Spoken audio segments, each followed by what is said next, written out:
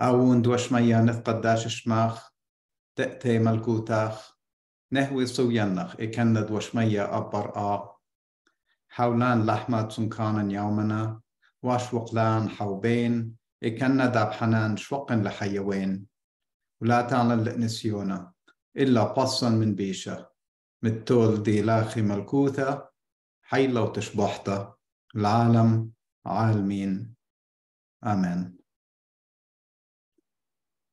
Good evening, everyone. I'm going to continue with the lesson I started last time about Jesus as an innovator and the Bible as a book. It had a lot of innovations in it for its time, and it's a building foundation for us to continue to innovate.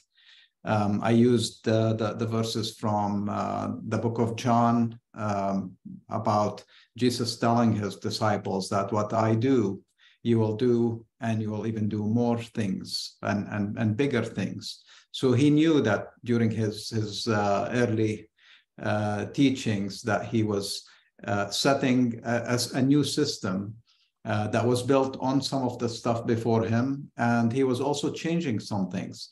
So, and from that perspective, I wanted to also mention that in some of his innovation, when we think about his method, it was so revolutionary for his time, but it's so important that for us to think about the fact that some of those methods to this day have not been implemented correctly. And it's really part of our responsibility. The reason I'm talking about these things is that we need to continue that innovation. We need to continue to hold on to those early teachings, understand them, and then move into behaving that way, not just get it in our head, get it into our whole system, our soul, our heart, our way of living, our way of breathing, and then executing and trying to live by that. And because of that, I'm going to start with one of the questions I received last week to begin, which is spot on. And then I'm going to address also a couple other questions that I received last week. So if you're new with us, the way we do this is I'm going to speak a little bit. I might answer questions. I might just speak what comes to me or what I prepared. And then towards the end, if time allows, you can send me your questions in the chat session, the chat window, and if time allows, I'll answer it today. If I run out of time, I'll address it 2 weeks from now when I come back to speak. And Dr. Eric will be speaking next week, as well as a quick reminder in the beginning. I'll do it probably also at the end in case people join late. Don't forget to register for Dr. Eriko's School of Light lesson that's happening on the 11th. If you want more information, go to nuhra.com if you haven't registered yet to learn about his topic and how to register. So with that said, the first question that I want to address from last week, from 2 weeks ago, is there an exercise or method that we can apply to love our enemy, especially when they are relentless in persecuting you? How do we block our feelings that are bestowed upon us, are wanting to follow this intervention of Yeshua? So I mentioned, I think towards the end of the lesson, that one of Jesus's absolute biggest innovations were mentioned towards the end of chapter 5 in the book of Matthew. And one of the biggest challenges for us is living by those ones, which the biggest one, in my opinion, is to love your enemy and bless people who persecute you. And to address the question on a more practical level, when we have a concept of an enemy, we immediately separate ourselves from other people. So it begins initially with you. Are you connected with your humanity, or are you connected with something else? So if you go back to the day you were born, you had not much understanding of how you're separate from your surroundings. And this is getting into like Jesus's why he emphasized that. And it's a huge innovation that I'm going to talk about when we start thinking that way, that the worst state we could be in is a state of having enemies. Now, we might be above that and think that we don't have enemies, but the fact that there is a conflict around us, something is off, okay? And I'm not blaming us. I'm not blaming the people who want to apply Jesus's method. So when we begin to see our commonality and start refusing the ideas that we have embedded in our daily teaching, daily societal teachings, which are very well documented. Go turn the TV on right now, whether you turn it into a news channel or a drama show or any other show, you'll see that a lot of what we are exposed to is conflict, very little collaboration. So that's the opposite of conflict. For me, it's collaboration. And collaboration is built typically on the idea that we are working towards one common thing. And if you go back to like Jesus' root teachings, that's love. Okay, he highly emphasized love. Now, we're not talking about romantic love and this type of love. I know other languages and other cultures and other philosophies have different forms of love. They break it down into many things. In Jesus's language and Jesus's culture, you either loved something or you hated it. There isn't levels of it. Now you can develop, emotions and so forth with other people that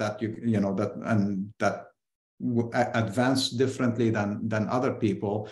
But the bottom line is you're either walking into the situation in love, or you're walking into the situation with your guards up, and you're separating from the people around you, the situation you're dealing with. So that's back to the question: how do you apply it, especially when people that you're defining or feeling that they're your enemies are in daily contact with you? So there is, again, conceptual, philosophical, I'm an enemy of this ideology, or an enemy of that, or those guys are really bad, and I don't want to deal with their philosophy. Versus there's a daily thing. It could be somebody living with you who's mistreating you. The only thing, Jesus had other ways. So you begin by loving.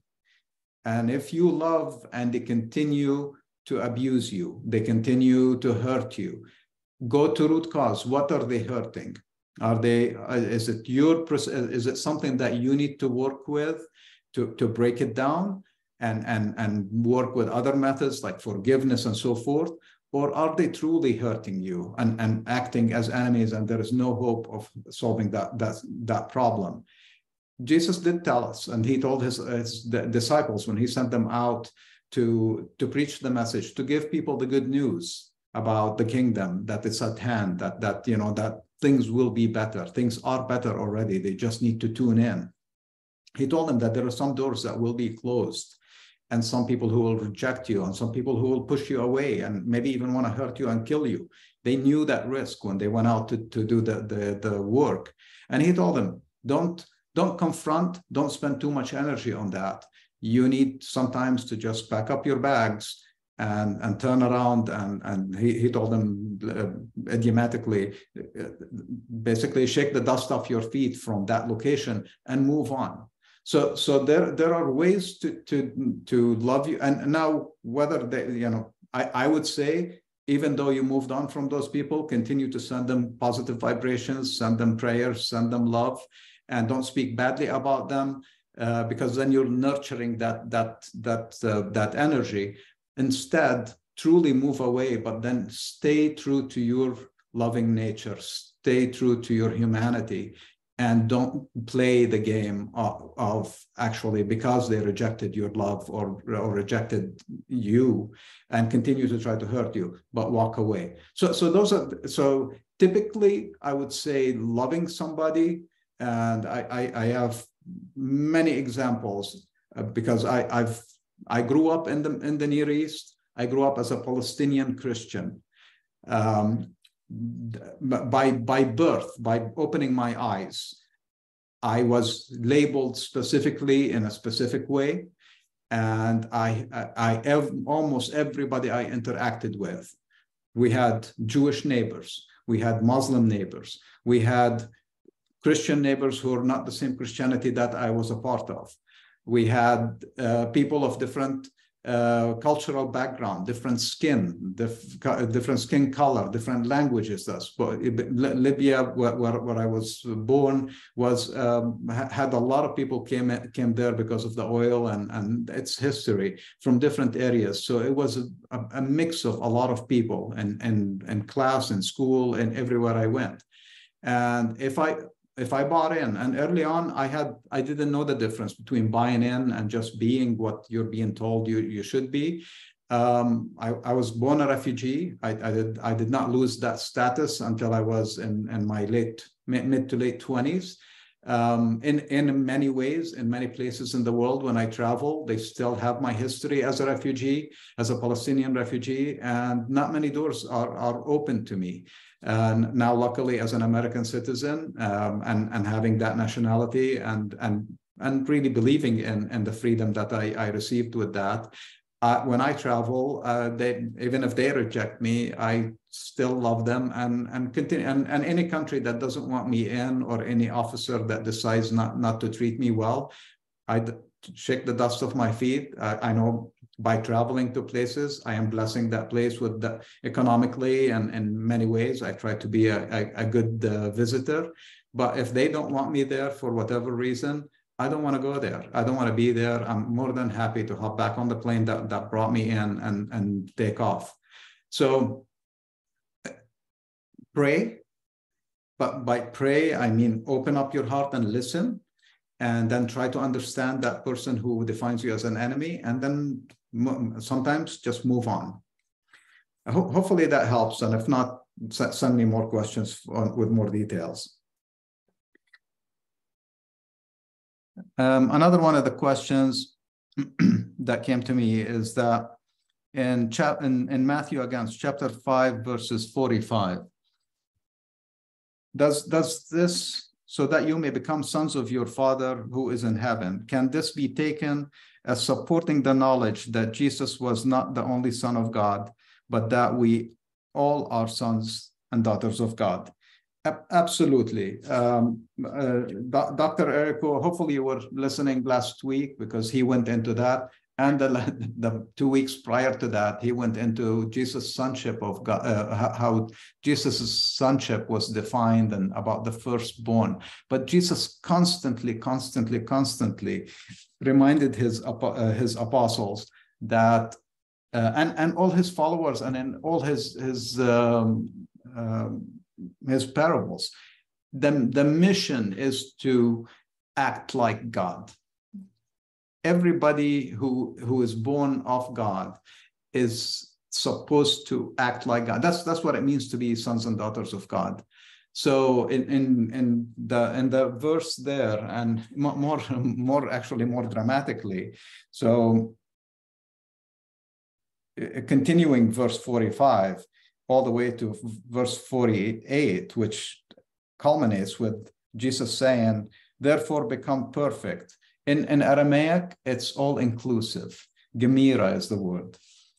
And as your Father in heaven is perfect. So back to the, both the sonship, daughtership of God, as well as the idea of how to behave.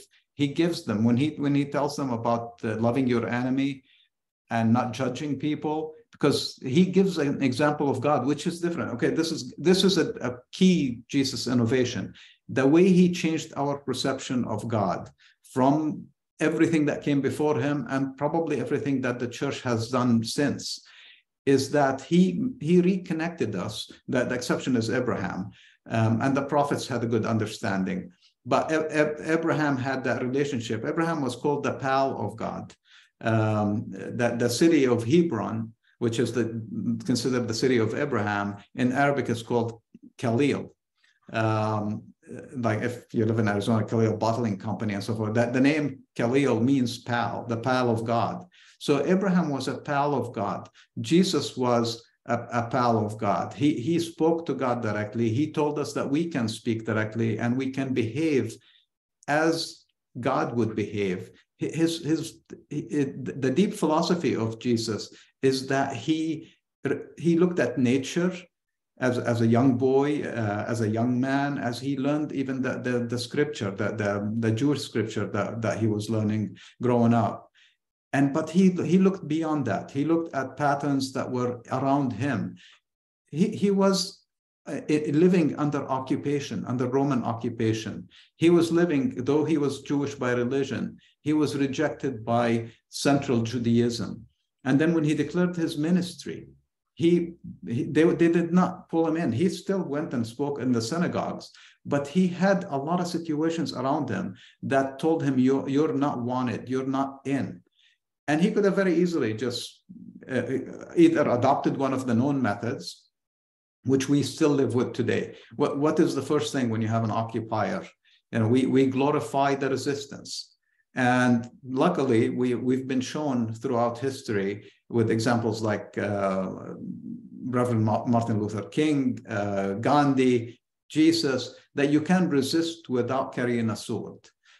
With just rejecting the concept of occupation and the concept of enemy, right? And that changes things. Now, some of them have nationalistic backgrounds and ambitions, but I think ultimately what really won and changed the situation in their nations is that fundamental Jesus teaching, is loving your enemy, refusing to at any point to be changed away from your humanity into something that has anger and pushes back with force. Now, pushing back is fair, and being meek is being very strong. So Jesus also told us to be meek, but meek does not mean weak. Meekness actually requires a lot more strength than the normal reaction of swinging back or hitting back or speaking against something, because meekness makes you reflect, makes you wiser, and then your actions and you're supposed to have to take actions as a meek person. You're not supposed to just go hide in the corner, but your actions are from strength, from love, from understanding.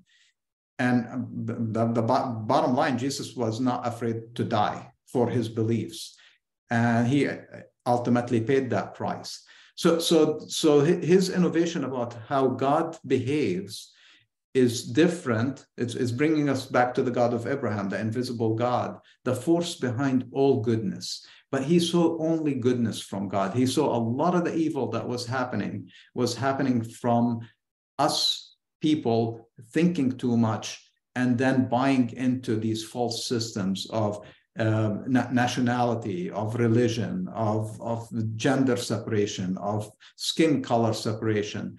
And a lot of what I actually documented, what I was going to talk about today, is the innovation that started happening as Jesus left. Jesus's ministry was short. And he really was focused on these young men and the early disciples and followers who came and spent time with him, and he really imparted a lot of these methods. And some of them didn't get it. We see a lot in Jesus's early ministry when he sent his disciples to go out and heal. He was teaching them how to heal, but they were not getting it. And when he sent them, they failed. And he rebuked them, but he also did not fire them and got rid of them. He continued to work with them. Now we see them later with healing, a lot of episodes. Once Jesus was not with them, and that was a constant message for them when he was with them, is that one day I'm not going to be with you. I'm not going to be able to save your butt and do the healing for you. You will have to do it yourself.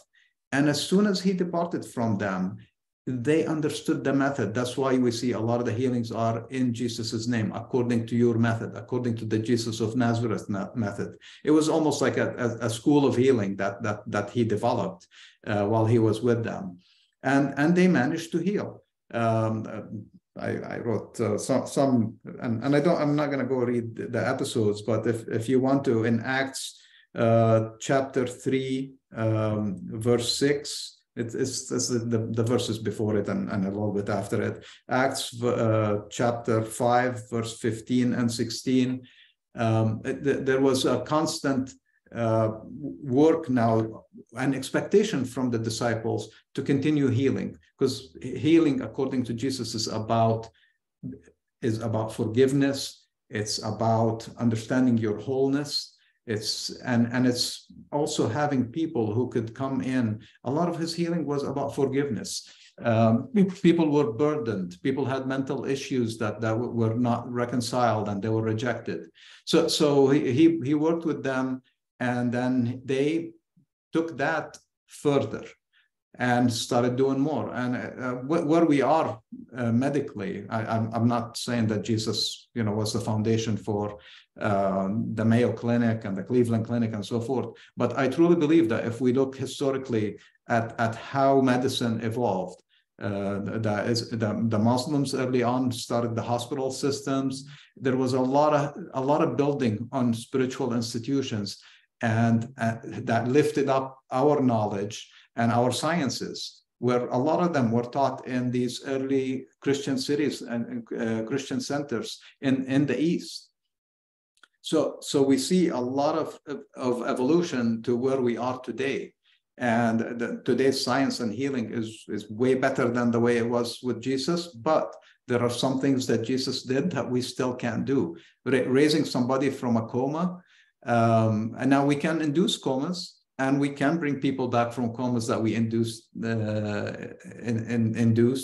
So we are advancing in how to quiet the mind and quiet the body and put it in a state where other healing is taking place, and then we bring people back. But sometimes a coma that's caused by another trauma, we're still struggling of how to bring people back. Jesus was able to tap right into that, and in the couple examples that we have in the Bible, and bring them right back out. And so here is healing as an innovation. He was in line with what he was learning, and then the apostles continued to do that. Another one of the innovations of Jesus, and I have a few verses, but I'll just talk about the different stories. Jesus, what differentiated his ministry a lot, and innovate as an innovator, you have to understand your current circumstances, understand the rules that got you there, the system that you're living in, and then being able to introduce something that's different, that is an enhancement. Sometimes it's totally opposite to what the belief system is, or what the system is, and then work with it. You have to understand it to be able to change it. If you come from the outside and tell us that the sky is purple, we're not going to believe you. Why is the sky blue? And understanding that, and innovating around that concept, most likely you'll have better chance to succeed. So Jesus had to understand the rules of his time, and part of the area that he really did, it's subtle work, but it's very powerful work.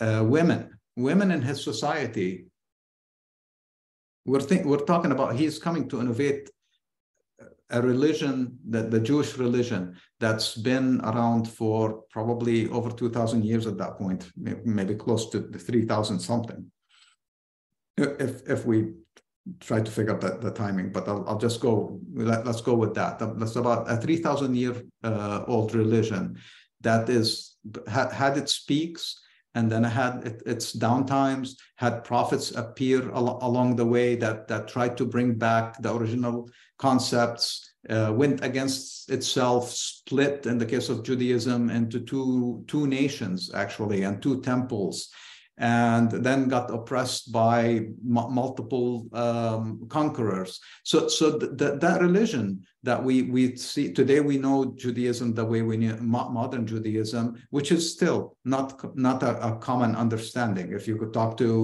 Jewish people, actually, I read a quote not too long ago that a rabbi was asked, how many Judaisms are there, and his answer was as many as there are Jewish people. They understood that the religion itself is really an individualistic understanding of God and of your place in this world. Jesus had that same exact thinking. That's what we're dealing with today, though the religion of Christianity, if you look at each sect in Christianity, most of them want you to be a copy of each other in that sect. So, and that's very important. As an innovator, that's like the enemy of innovation, is for you to be the same as everybody else. And yeah, religion tells us this is how you pray at this day, at this time, this is when you stand, this is when you sit, if you're in that sect, or this is the kind of cross you wear, and this is the kind of clothes you wear, or this is the type of school and studies and things you should believe in. So all these are, how can you innovate in a system that's so rigged against innovation? So when I'm talking about Jesus as an innovator, I'm talking about the same thing happened to Christianity, which is a continuation of Judaism. So so I wanted to talk about the subtlety of Jesus's innovation when it came to women. Women at the time of Jesus have been, now culturally, women in Jewish society have a lot of rights if you understand Judaism. So you would need to study the books of the Bible, as well as the works of the prophets, and then a lot of rabbinic writing that gave women a lot of freedoms, but society was stripping those away slowly over time. And by the time Jesus got there, they developed some really bad habits in society that put women at a very disadvantaged situation. So I'll give you, basically, I'll talk about Jesus in a couple situations dealing with women who were condemned for being sinners or being actually adulteresses. One of them, Jesus comes upon, he was actually sitting and teaching, I'll go directly to the episode. I think it's in John chapter 8, verses 1 through 11.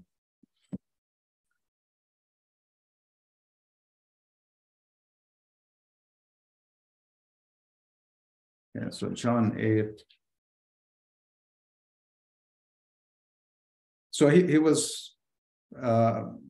went down to the Mount of Olives, and in the morning he came again to the temple, and all the people were coming to him and sat down and taught, and he taught them. So here he is, a teacher in a synagogue, teaching in the temple, and the scribes and the Pharisees brought a woman. They were constantly challenging him. They wanted to know how he would handle these very basic philosophical questions. Their expectations were that he would fail. They were constantly trying to trap him. So this was probably one of the most dangerous moments in his life. I would say, he had like 6-7 moments documented in the Bible, leading ultimately to his crucifixion, where he was really at a moment he could have been killed by the crowds, or by the religious authority, or by soldiers. So, and he sat down and taught them. Then the scribes and Pharisees brought a woman who was caught in adultery, and they made her to stand in the midst. Black and white law. If you go back to Moses, it's a woman who's an adulteress. There is only one punishment that could apply. If she's truly caught in adultery, she has to be killed. So, and they said to him, "Teacher, this woman was caught openly in the act of adultery.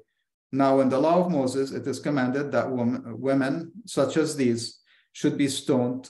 But what do you say? That's the trap, right?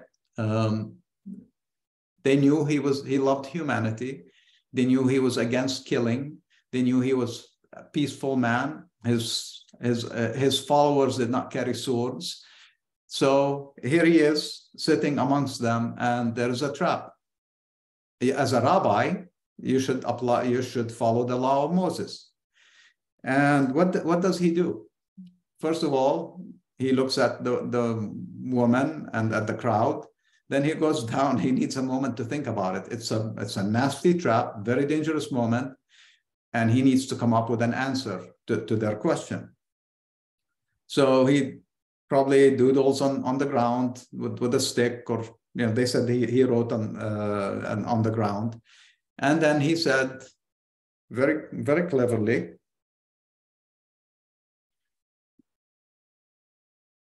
he said, when they were through questioning him, he straightened himself up and said to them, "He who is among you without sin, let him first throw a stone at her." So you're perfect. All of you are perfect. You caught her about something she did wrong. So if any of you thinks that they have not done anything wrong, then throw the stone. And I'm sure he would have been caught in the middle of that stoning exercise. And when they heard it, they left one by one, beginning with the elders. So the wise men knew that they could not prove that they are without any errors. And the woman was left alone in the midst. When Jesus straightened himself up, he said to the woman, "Where are they? Did no man condemn you?" Remember, these are Sadducees and Pharisees. These are the religious authority of the time. They all walked away. And she said, "No man, Lord." Then Jesus said, "Neither do I condemn you." Then this is important. He lived and communicated his beliefs. "Neither I do I condemn you. Go away, and from henceforth do not sin again." So he tells her, okay, if you keep making this mistake, they're going to kill you. You need to figure out a different way to go about living. Now, this ties to Jesus's commandment, which has been badly translated and misunderstood in a lot of the translations, but in the Lamza, directly from Aramaic, Jesus tells us that now this is Jesus attacking the root cause. Why were women having to go into adultery or becoming were basically sex workers of their time? So the root cause was that men could marry, and then by choice, especially powerful rich men, first there was no limit on how many people you could marry, how many women you could marry. And that sometimes they just got angry, or the family pushed them out, or that they couldn't get pregnant for whatever reason. Men were just throwing these women away. They were just saying, "Get out of my house." And in Jewish culture, and this is even according to the laws of Moses, if you divorce and you write the divorce papers, then the woman is totally free and retains her place in society, retains her rights to go for cleansing in the cleansing pool, and can actually be totally free sexually as well. So a Jewish woman who has been either divorced or widowed is free to pick another husband or have a boyfriend. So it's like a great freedom. And Jesus knew that was the intent, but the religion has changed so much, and they were not enforcing men and asking men to actually give women the divorce papers. So earlier in Matthew chapter 5, again, I'm telling you, like I can spend years teaching just chapter 5. Chapter 5, verses 31 and 32. It has been said that whoever divorces his wife must give her the divorce papers. But I say to you that whoever divorces his wife, except for fornication, causes her to commit adultery. And whoever marries a woman who is separated but not divorced commits adultery. He's just quoting the laws of Moses here. So because it's a property law, it's not a moral law. So again, I said a divorced woman with her divorce papers in hand has the same rights as a man to go and sleep with anybody she chooses. And men had that right as long as it's not with a married woman to somebody else.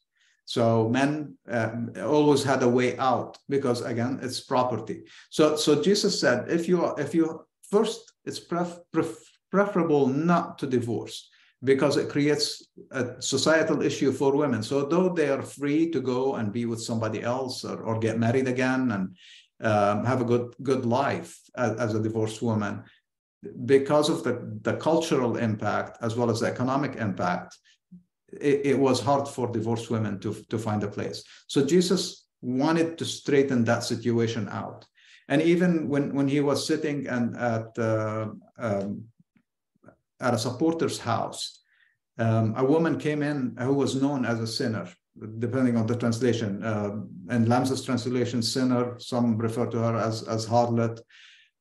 She came and she sat at his feet and she was crying and brought perfume and was washing his feet and with her tears and with her hair drying his feet. Now, this is a rabbi. This is somebody who's sitting in a religious man's house with a whole bunch of people around to see all of that.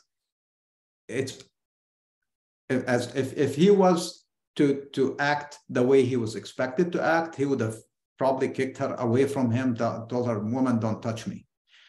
Instead, when they actually said, look at this guy, he's letting her do that, he turned the table on them.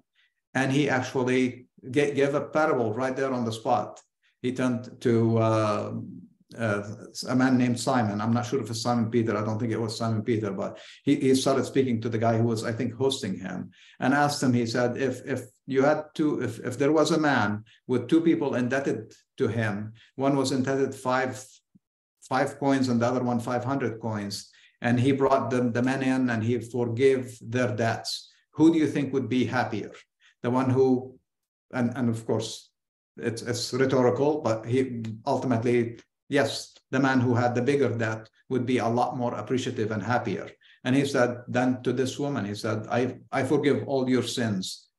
And so he restored her into society, restored her to herself, because she's been told all along that she is a sinner, and he was going after root cause. People were rejecting people who made errors, and he knew that that's the people he was coming to save. That the people who are truly pious, not act pious or act religious, they don't have that struggle. But people who make a mistake and then society turns against them, those are the people that we need to grab and pick up and get back on their feet, because the society will continually be weak if we continue to introduce these people and keep them in place. He was revolutionary in that. He was revolutionary in or an innovator is what I would call him more, because revolution sometimes means something else. He truly was innovating to change the society at a root level and changed his people to do the same things. Now, let me see, how am I doing on time? Okay, I have about 20 minutes. Luckily, nobody's sending me any questions, so I'll speak a little bit on what I prepared. Now, I'm going to contrast. So part, and I'm going to do this probably one more week, and maybe I'll get into early church again. But with innovation with women, it's critical to see, like, why that innovation that Jesus made did not get built on or is being built on today. There were some missteps, and some of the missteps influenced actually Christianity at an early stage. When the Apostle Paul, who never studied directly under Jesus, and a lot of what he received from the early church, when he was trying to be more like a pope. He was at some point he became an administrator. A lot of the questions similar to what Jesus was teaching, but Paul did not have the same understanding. Yet he knew Jesus's teachings fairly well, because when he was asked about like women teaching in the synagogue or teaching in Christianity, he went back to his Jewish teachings, cultural and teachings, and like told women to cover their hair.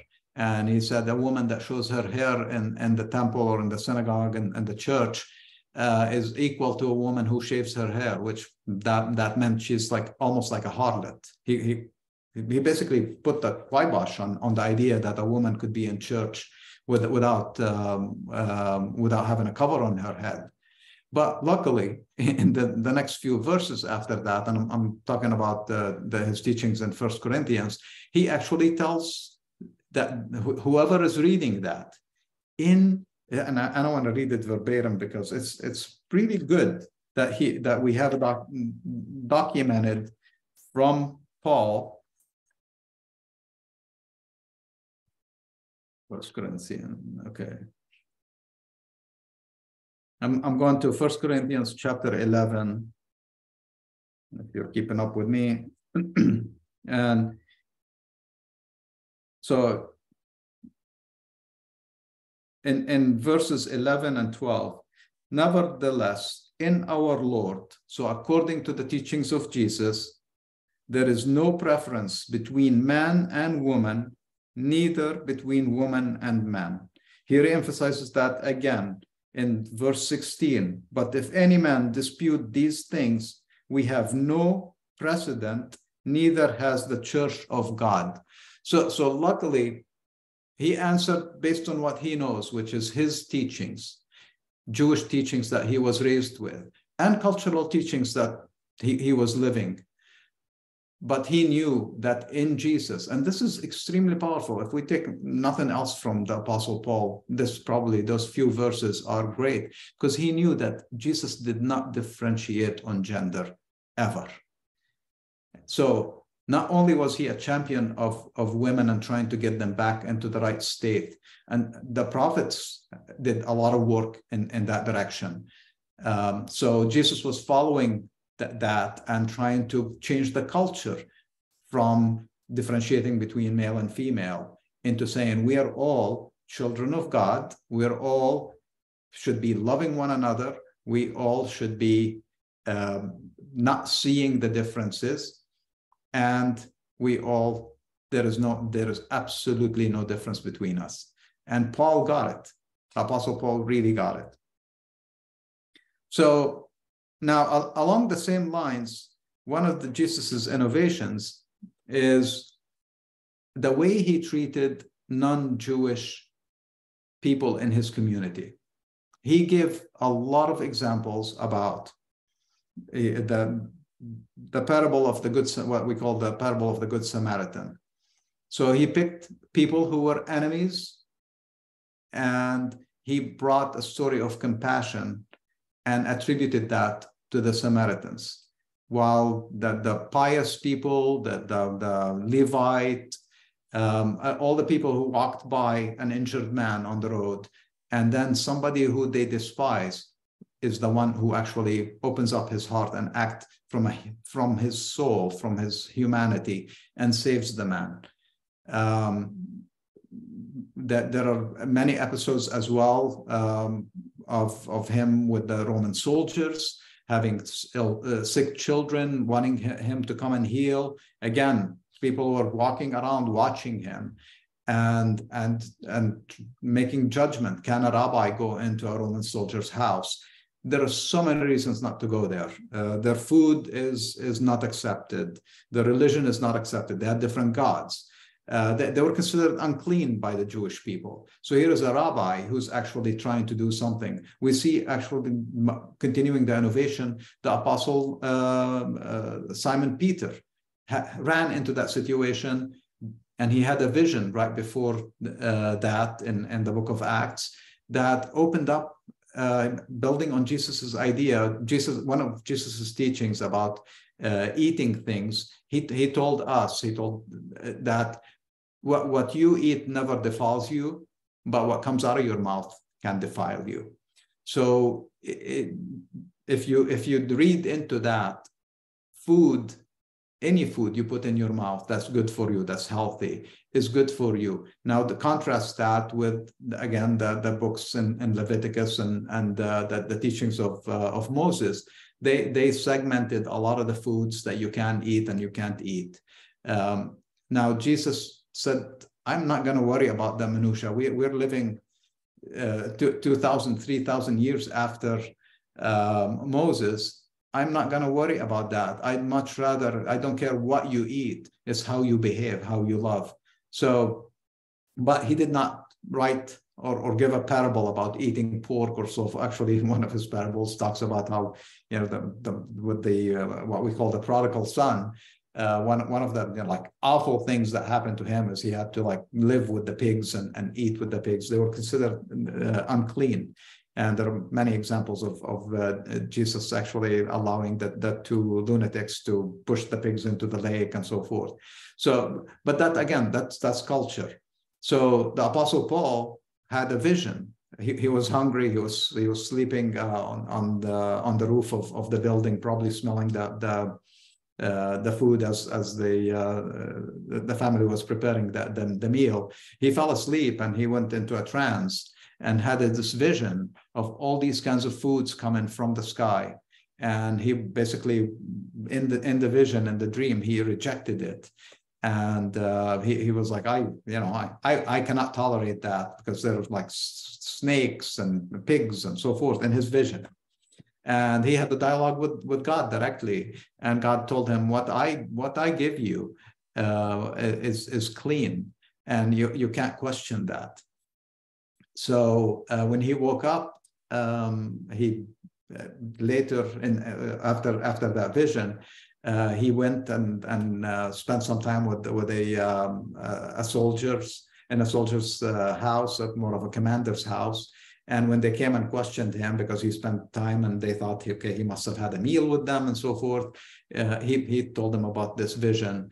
And again, built on Jesus's idea that what goes inside you does not defile you. And because of that, Christians now around the world are known as the ones who eat bacon and so forth. Some other religions still reject that. Islam has a big stand against pork, more because of the biblical, the Hebrew Bible side of things. The Prophet Muhammad continued that, and probably the conditions of where the first pigs were not very popular in Arabia, and because of the crazy heat, that meat spoils very quickly. But so innovating is Jesus's way of innovation was to make us all inclusive. Back to the last verse in chapter 5. God is all inclusive, does not see the differences, just sees what unites us. And when you're innovating in your day-to-day, think about that.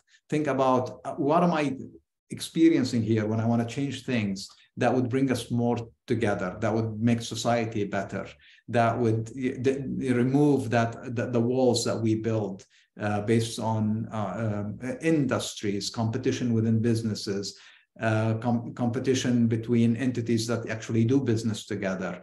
That's Jesus's core thing. Is like, I am living in the year 0 AD, or the year 5 AD when he was doing his ministry, and I have Romans, a reality, part of life. They rule. They are powerful. They have military. I have the Jewish people from the south who feel like they're more Jewish than the people from Galilee. I have Galileans who have their own identity issues. I have Samaritans right next door, neighbors that I should be able to walk across their land to go somewhere for pilgrimage, or go visit one of the nice areas up on their mountains. But he couldn't, because of all those limitations. So and women, he would see the women who are working in the brothels.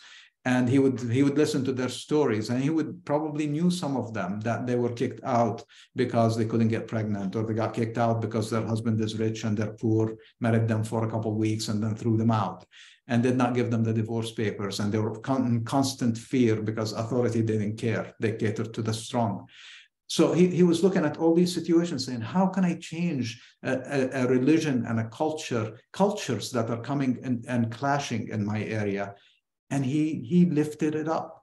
And the same things, I look today at the Ukraine, I look at Israel and Palestine, I look at people who are not even having outside influence, the things that are happening in Africa, in Libya, in Nigeria, in Chad. It's endless. The examples of us reverting back to systems that don't work are endless. In today's business, same thing, gobbling, putting people out of business, going after small companies that are trying to change systems that not necessarily are good systems, but they're systems that are accomplished and very powerful. How do we believe in this and eat it and drink it and breathe it, so we can create a better world based on the teachings of Jesus, not based on putting him at a level that we can never achieve? Because he told us, go and do these things and do better things. I believe in you. So that's my innovation of Jesus. And as I said, I probably will do a few more examples, and then the early church and how it expanded in the East, and some of the expansion in the West, though it's a different method of expansion. I'll talk a little about that next time. And I'm not seeing any questions still. I have no idea what time it is. Okay, we have 8 minutes. So if you have a question, please send me a message, or we can get a few minutes back. Rabbi, if you're online, is there anything you want to add or announce?